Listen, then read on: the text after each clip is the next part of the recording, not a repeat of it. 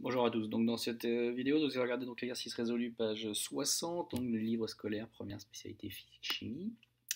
Donc l'exercice donc depuis le site, le livre scolaire, donc est le suivant. Donc ce gaz inodore, attention danger. Donc on vous donne donc l'énoncé. La combustion des hydrocarbures, que ce soit les automobiles, l'usine, sont souvent incomplètes, c'est-à-dire qu'elles s'accompagnent de la formation de monoxyde de carbone, CO, substance toxique voire mortelle. On brûle 1 kg de carbone donc dans une cuve fermée remplie d'air d'un volume de 100 m3. On vous donne un tableau dans lequel vous avez donc le monoxyde de carbone en parties par million, donc 0,2, 400, 1600, 12 000. On vous dit le CO dans l'air en pourcentage volumique. Donc là vous avez 0,000002, 0,04, 0,16, 0,28 pourcentage. Et ensuite, en fonction de ça, donc on vous donne les symptômes. Donc aucun symptôme ici, et puis à la fin, perte de connaissance, décès en 1 à 3 minutes. Alors, on vous dit, première question, retrouvez l'équation bilan correspondant à la combustion incomplète du carbone. Donc ça, c'est une chose que vous avez déjà vue au collège, on va y revenir. On vous donne bien entendu les données. À 20 degrés, on vous dit à 1 bar, le volume molaire des gaz, c'est 24 litres par mol. Ça veut dire quoi ça? 24 litres par mol, ça veut dire que si vous prenez une mol de gaz, le volume occupé, c'est 24 litres. Donc si vous avez 2 moles, c'est le double, 3 moles, etc., etc.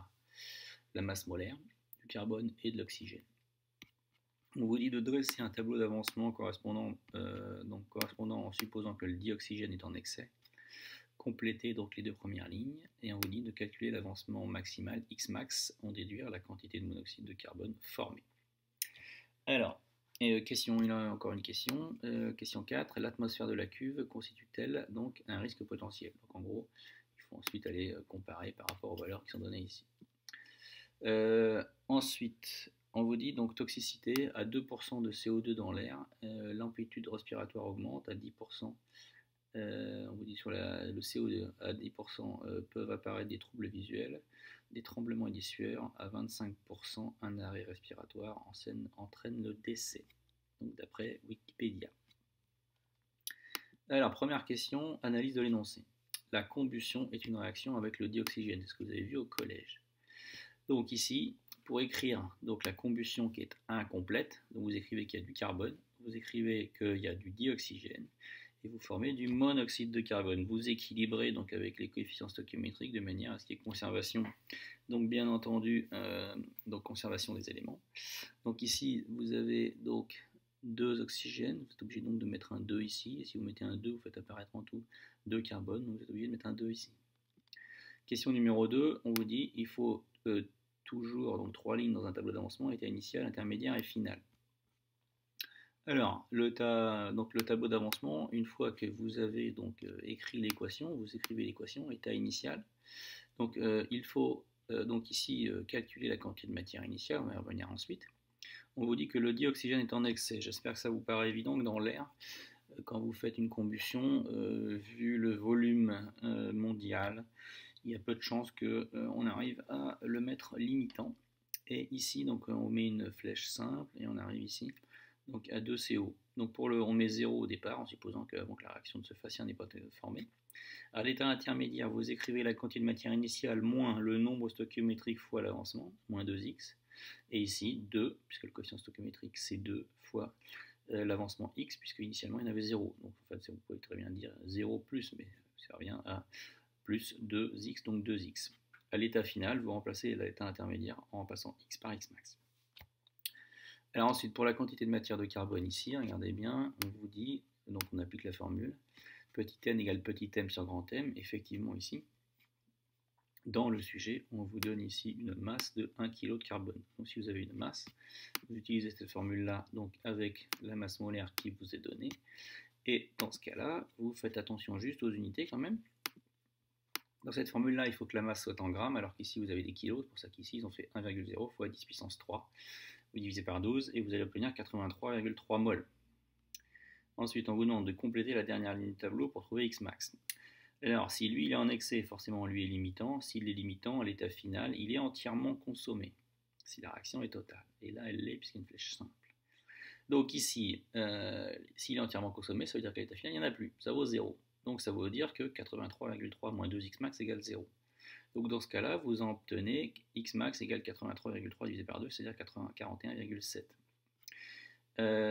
Ensuite, maintenant qu'on a Xmax, on peut trouver la quantité de matière de CO formée. Et c'est en ça que le tableau d'avancement est relativement simple et puissant, c'est-à-dire que c'est un outil qui vous donne la composition de l'état final.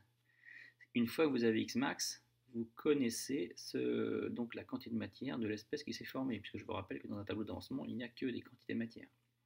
Donc là, ça veut dire qu'on aurait 83,3 mol de CO.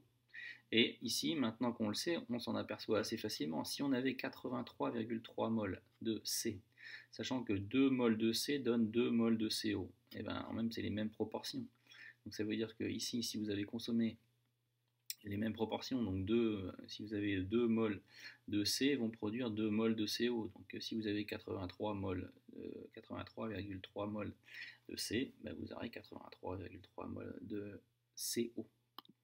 Ensuite, on vous dit, d'après le tableau des risques, donc il faut déterminer le pourcentage donc, en monoxyde de carbone dans les 100 mètres cubes d'air.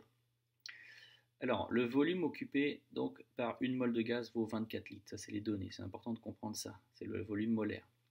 Par conséquent, on vous dit que le volume de CO, c'est le volume molaire fois la quantité de matière. Nous, on a 83,3 mol de CO. On sait que chaque mol occupe 24 litres. Donc si on multiplie 24 fois 83,3, on trouve 2,0 fois 10 puissance 3 litres. Donc ça fait 2000 litres. Le volume d'air étant de 100 mètres cubes. Mais 1 mètre cube, c'est 1000 litres. Je vous rappelle qu'un mètre cube, c'est un cube de 1 mètre sur 1 mètre sur 1 mètre. Donc, et que là, dans un mètre cube, il y a 1000 litres. Donc ici, vous avez 100 fois 1000, c'est-à-dire 100 000. Et sur ces 100 000, vous avez 2000 donc, litres de monoxyde de carbone. Donc ça veut dire que le pourcentage volumique, qui est donc le volume de monoxyde de carbone sur le volume total, fois 100, si vous multipliez par 100 pour obtenir un pourcentage, ça fait 2%. Et si vous avez bien écouté ce que je suis en train de vous dire, si vous avez ici trouvé 2000 litres de monoxyde de carbone, et que c'était pour un volume de 100 mètres cubes, c'est-à-dire 100 000, 2000, 100 000, on a bien donc un 2 sur un 100, donc on obtient bien 2%.